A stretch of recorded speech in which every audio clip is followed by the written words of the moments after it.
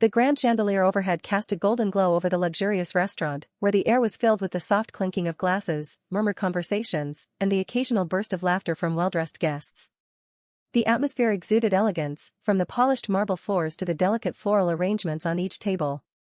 It was an evening of celebration, a gathering of the elite, where every attendee played a part in the spectacle of wealth and refinement. Stepping through the entrance, I felt a surge of anticipation. Tonight was supposed to be special, an event that everyone in the family was invited to. I had dressed the part, sleek, confident, prepared to blend in seamlessly with the prestigious crowd. But just as I took a step further inside, a sharp, condescending voice sliced through the air, halting me in my tracks. "Oh, you're here?" The words dripped with fake surprise, carrying an unmistakable edge of mockery. I turned to see my stepmother, elegantly dressed in a designer gown, her lips curled in amusement. Her eyes flicked over me with barely disguised disdain before she dramatically glanced down at a list in her perfectly manicured hand. "Strange. I don't see your name anywhere." A murmur rippled through the nearby guests, their curiosity piqued. I felt their eyes on me, assessing, judging, waiting for my reaction. My stepmother reveled in moments like these, where she could exert control, make me feel small, remind me that in her world, I was always the outsider. Then came the final blow, delivered with a honeyed tone but designed to cut deep. "Would you like to look for a space in the dining room?" She exaggerated her words just enough to ensure that others nearby could hear. A few chuckles echoed softly from a group standing nearby, their amusement evident at my apparent humiliation. For a brief moment, I remained still. The old me might have lowered my gaze, swallowed the shame, and retreated. But that person no longer existed. Slowly, I allowed a small smile to spread across my face, calm, composed, and entirely unbothered. I met her gaze, watching as the amusement in her eyes flickered uncertainly. Then, in a steady voice, I replied, "Would you like to check with the owner first?" Silence. The whispers halted, the smirks wavered, and in that instant, something shifted. She had expected submission, but what she received instead was the beginning of her downfall. A flicker of uncertainty crossed my stepmother's face, but she was too skilled at manipulation to let it linger. Her lips pursed, and then, just as quickly, she let out a soft chuckle, shaking her head in amusement as if I had just told a ridiculous joke. "Oh," she said, tilting her head slightly, her voice dripping with condescension. "And now you're claiming that the owner is on your side?" Her words were meant to dismiss me, to regain the upper hand, but I could already sense the shift in the room. The guests, who had initially been entertained by my supposed embarrassment, were now intrigued. Their whispers grew quieter, their gazes more focused. Something was unfolding before them, and they didn't want to miss it. I remained silent, simply watching her, letting the weight of my words settle in. That silence, it was something she had never encountered from me before. She was used to my compliance, my quiet retreat whenever she decided to put me in my place. But tonight was different. A flood of memories rushed through my mind, bringing with them the simmering resentment of years spent in her shadow. She had never accepted me, never treated me as family. From the moment she had married my father, she had made it clear that I was an inconvenience, a reminder of the past she wanted to erase. I had grown up watching her shower affection on others, playing the perfect hostess, the perfect stepmother, just never to me. Whenever there was an event, she ensured I was excluded or treated like an afterthought. If gifts were given, mine were always less significant. If support was needed, I was left to fend for myself while she lavished attention on those she deemed worthy. It wasn't just emotional manipulation, she had worked hard to keep me financially dependent too. Any opportunity one had, she sabotaged in subtle ways, discouraging my ambitions, ensuring I felt inadequate, making sure I knew my place. And now, standing here in this luxurious restaurant, she was attempting the same strategy, public humiliation, making me feel like an outsider. This dinner, this guest list, this entire evening had been orchestrated for one purpose, to remind me that I was insignificant. But what she didn't realize was that her carefully laid plan was about to collapse. I caught the way her fingers tightened around the stem of her wineglass, the way she shifted ever so slightly as if bracing for my response.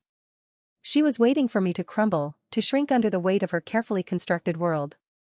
Instead, I smiled again, calm, collected, and completely unfazed. She didn't know it yet, but this was the moment everything began to change. The tension in the air thickened as my stepmother's smile faltered for a fraction of a second. I saw the confusion in her eyes. She had expected me to break, to bow my head and accept her humiliation like I always had. But this time, I stood firm. This time, I wasn't going to be the outsider she had tried so hard to make me believe I was. A part of me wanted to relish the moment, but another part couldn't ignore the sting of the past, the years of neglect, of being treated like an inconvenience in my own home. I remembered being a child, watching from the corner of the living room as she threw birthday parties for her friends and their children. Laughter, music, beautifully wrapped gifts, everything a celebration should be. But I was never part of it. If I tried to join, she would simply look at me with a polite but firm smile and say, "This isn't for you, dear. Maybe next time." Next time never came. Even when my father was around, she found ways to make me invisible. If she planned a family vacation, she conveniently forgot to book a ticket for me. If guests came over, she made sure I was either running errands or sitting quietly in the background, unnoticed. She never raised her voice, never directly told me I didn't belong. Instead, she did something worse, she made me feel like I didn't exist at all. And yet, I had fought. I had fought for my place, for recognition, for even the smallest sliver of respect. I worked harder, pushed myself beyond limits, built something of my own. But no matter how much I achieved, she always found a way to undermine it. This night was supposed to be just another chapter in the same story, her moment of triumph, my moment of disgrace. But she had underestimated me. Around us, the guests were beginning to take sides. Some exchanged amused glances, clearly enjoying the drama. A few of my stepmother's closest friends smirked, silently cheering for her as she tried to regain control. Others, however, were growing uneasy. They had never seen me like this before, calm, self-assured, completely unbothered by her attempts to belittle me. And then, in the midst of it all, came the moment that would change everything. A hushed murmur spread through the crowd, whispers traveling like wildfire. Someone had just received a message, a piece of information that left them stunned. A few guests exchanged looks of disbelief. My stepmother, still trying to maintain her composure, noticed the shift but didn't understand it yet. She didn't know that her carefully constructed illusion was about to shatter. She didn't know that her past actions, her secrets, and her real place in this world were all about to be exposed.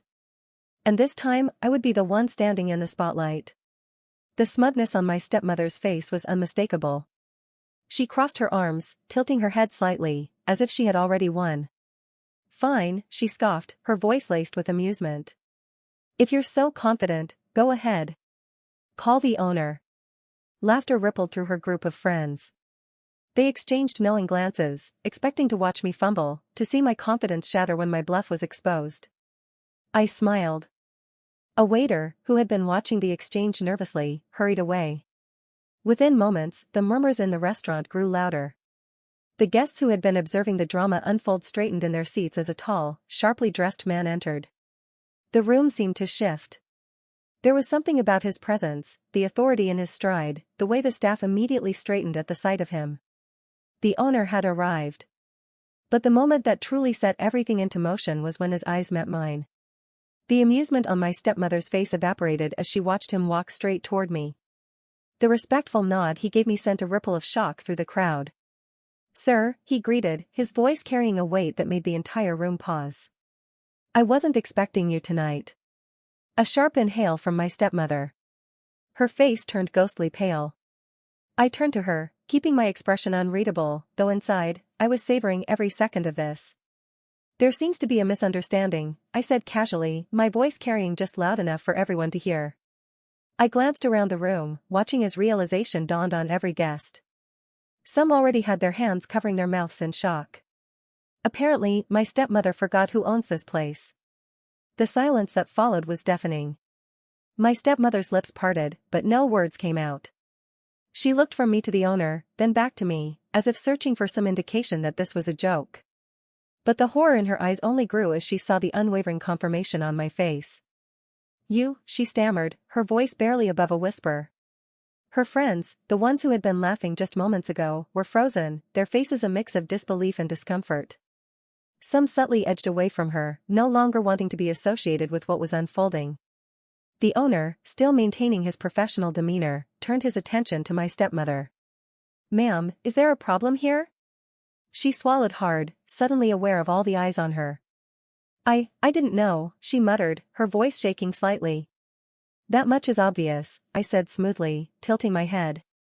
You've spent years making sure I felt like an outsider. It's quite amusing, actually, that you assumed I still was. The weight of my words settled over her like a crushing force. Her knees wobbled slightly. The realization had fully set in. This wasn't just an embarrassment. This was her downfall. The restaurant had gone eerily silent. Every eye was now on my stepmother, who stood frozen, her face drained of all color. The whispers had grown into a low murmur, spreading like wildfire through the crowd. Some guests exchanged amused glances, while others shook their heads, clearly enjoying the turn of events. The staff had subtly shifted their stance. No longer treating my stepmother as an elite guest, their eyes held a newfound awareness, one that recognized who truly held the power in this establishment. I took a slow step forward, letting the weight of the moment settle in. Then, in a voice steady and laced with authority, I delivered the final blow. Since you seem unaware of the guest list, I said, tilting my head slightly, perhaps it's you who doesn't belong here. My stepmother flinched. A collective gasp rippled through the room. She opened her mouth to protest, but before she could speak, I turned slightly, making a subtle motion with my hand. Instantly, 2 uniformed security guards stepped forward. Escort her out, I instructed, my tone calm, effortless, and absolute. The shift in energy was palpable. The once confident woman, who had relished humiliating me just moments ago, now stood paralyzed with shock. Her lips quivered. This is a misunderstanding, she blurted, her voice desperate, eyes darting between me and the guests. But the damage was already done. The same people who had laughed at her taunts earlier were now watching with smirks, their amusement barely concealed. Others whispered behind their hands, shaking their heads at the sheer irony of it all. One of the guards stepped forward. "Ma'am, please come with us." My stepmother turned frantically, looking for someone, anyone, to defend her. But no one moved. No one came to her rescue. The power dynamic had shifted completely. She tried again, her voice now tinged with panic. "Wait. I didn't know. This isn't fair. You can't do this." I simply raised an eyebrow. "Oh. You didn't think it was unfair when you tried to humiliate me in front of everyone?" She stammered, but no coherent words came out. One of the guards gently placed a hand on her arm, urging her to move. Realizing she had no way out, she let out a strangled breath. Her face burned with humiliation as she stumbled slightly, allowing herself to be led away. As she passed by the tables, the final nail in the coffin came, muffled chuckles, whispers, and the cold, judgmental stares of the guests she once sought validation from. By the time the doors closed behind her, the room burst into hushed laughter and satisfied murmurs. I took a deep breath, exhaled slowly, then turned back to the staff. "Now," I said smoothly, slipping my hands into my pockets, "let's continue the evening, shall we?" And just like that, the balance had been restored. As the security guards escorted my stepmother out, I stood there for a moment, watching her retreating figure with an almost palpable sense of satisfaction. The guests, once silent and awkward, had now shifted their attention to me, their gazes filled with a mixture of awe, respect, and curiosity. The weight of the moment settled into the room like a thick fog, but I felt nothing but clarity. I walked back toward the most luxurious VIP table in the restaurant, the same one my stepmother had thought I didn't belong at. As I settled into the plush chair, the staff swiftly resumed their duties. The tension that had gripped the atmosphere now seemed to dissipate, replaced by a buzz of admiration for the unexpected twist that had just unfolded. Drinks were served promptly, the finest champagne poured into crystal flutes, each one glistening as it caught the light from the grand chandeliers above. The clink of glasses was sharp and deliberate, echoing through the room. I raised my glass high, the golden liquid catching the light. "To recognizing who truly belongs," I said, my voice carrying through the room, calm yet filled with an undeniable strength. The guests looked at each other, unsure at first, before the realization set in. They knew I had reclaimed my rightful place. The toast was met with a few hesitant but approving claps, then the murmurs of agreement grew louder. It wasn't just about the table. It was about reclaiming the respect that had been denied for so long. The power had shifted, and they all knew it. As I took a sip from my glass, I couldn't help but smile to myself. "Some people forget their place," I said quietly, a slight smirk curling my lips. Good thing I never did. The room fell into an odd silence for just a moment, and then, the applause started. Soft at first, then building into a genuine wave of appreciation. The guests, those who had once looked down on me or ignored me, were now acknowledging my presence with respect. Some clapped, while others simply nodded in approval. I leaned back in my chair, the weight of the evening's victory settling in. My stepmother had underestimated me, but now, in front of everyone, I had shown her, and everyone else, exactly where I belonged.